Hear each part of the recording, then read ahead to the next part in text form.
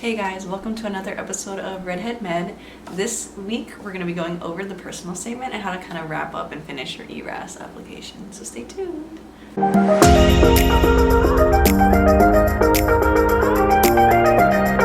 So today I'm going to give you some advice about how to write your personal statements. So like a little bit of background about my personal statements. I've basically used like almost the same one throughout my entire like educational career. It's won me like a ton of scholarships and awards and recognition. So I'm just gonna give you a little bit of like a breakdown of kind of how I would process it. I'm not really gonna reveal it just because like I have a sister that's also in med school and I just feel like it's very personal information that I don't necessarily want out there. Like it's okay for the readers to understand my trauma and what I'm coming from, but I just feel like as of like right now I don't really want to kind of put that out there on the internet like that. Okay, so the first thing that I always do when I'm like writing a personal statement or like writing an essay in regards to that is looking for inspiration. So for me, for personal statements, how I kind of began it specifically towards EM is that I looked at other samples of EM. I asked other people that applied kind of like what they did and how their structures were like. And after reading about like 20 of them, I realized that they all kind of had like similar structures where there's like a problem presented in the beginning.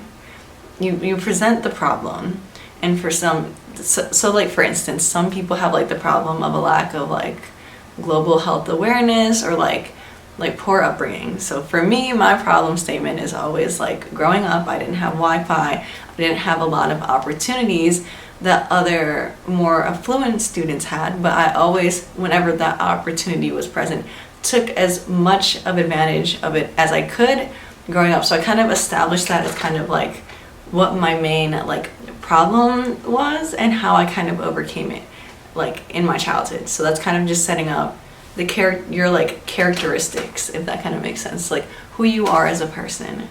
And then for the next section on my ERAS statement, I talked about my experience at Meharry and how I was able to like take up leadership roles, how I accomplished like certain things, how I won scholarships and stuff like that. So that was like my second paragraph, and how I decided to explore EM. So my program is an orphan program, so I was like, I really had to do a lot of independent research, I had to reach out, I had to network.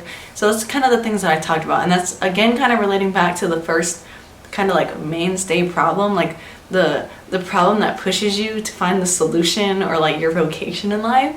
And it relates to the second paragraph in that like the problem still exists, but in a different way as an adult, as a first generation medical student trying to get into a competitive residency, specifically EM. And so then that was kind of like my second paragraph, how it relates to my med school experience. And I wrote these two paragraphs, I wrote them but like during winter break to kind of like establish like who I am, where I'm coming from. I was with family, so I was like mentally like in a really good place by then. So that's kind of how I did the first two. If you've seen my other videos that talk about how you can like hash out your personal statement for ERAS, because it's probably the most important personal statement you'll ever make in your life, in just like different areas of your life. So you talk about, you know, who you are growing up, or whatever problem you want to talk about, like lack of global healthcare, lack of like just any experience you want to in the first one. And then like, does that problem still exist in med school, or like what you've done in med school, what have you done to kind of like foster and change the community of med school, is how I would approach that specifically for whatever specialty you're applying to. And then for the third paragraph, I made it about what I learned during my clerkships for EM, because in emergency medicine you have to do 2 away rotations if you don't have a home program. If you have a home program, you do 1. And so like during that, I didn't talk about things like, oh, I put the patient on the monitor, oh, I assessed ABCs and stuff like that, but more so like I discovered like a passion for social EM.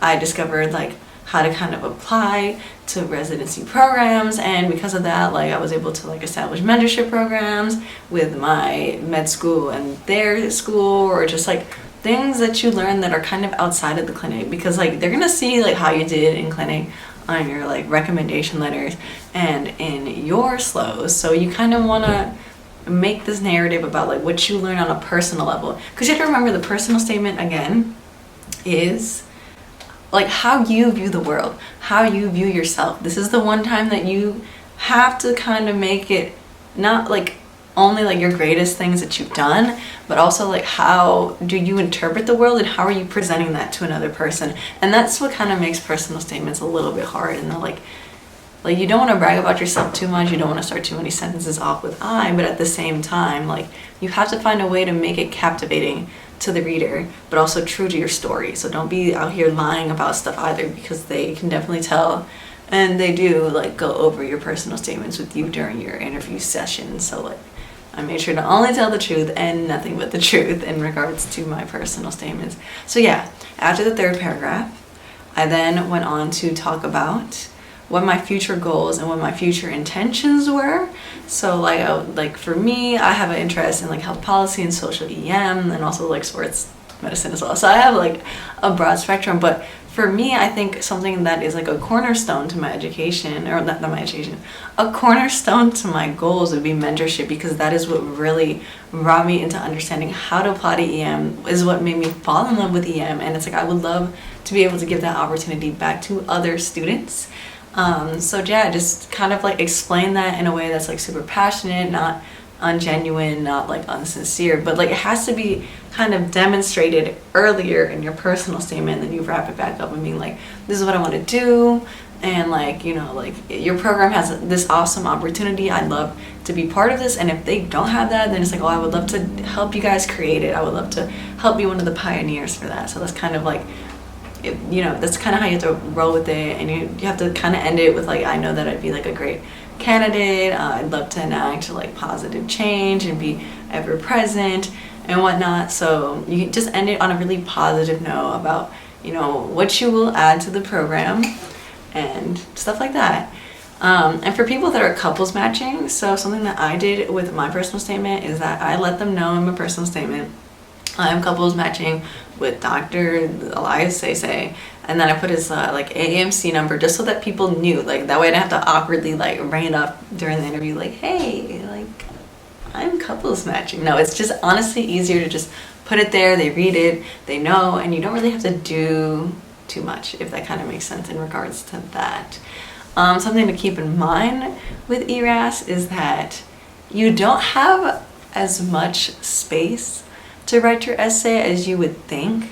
So I definitely recommend like you're like just kind of like typing it out on the app if you can, just so that you're not like deleting sentences and stuff like that, because that's a mistake that I made. Like I made mine on a Word document, I made it one page because they're like leave it at one page and only one page, and I was like, okay, like they're going to use common sense, they're going to make it so that it's like a regular Word document. No, it's like free text style, and like I had to delete like 5 major sentences and whatnot. So just definitely write it in your application, or like, yeah, it doesn't have to be a full like Word document page or Google document page. Just make sure it's like maybe like 3/4 of like one of those pages, and you should be fine. And again, don't make it more than 1 page. They don't want to read a second page, they just don't. So don't do that.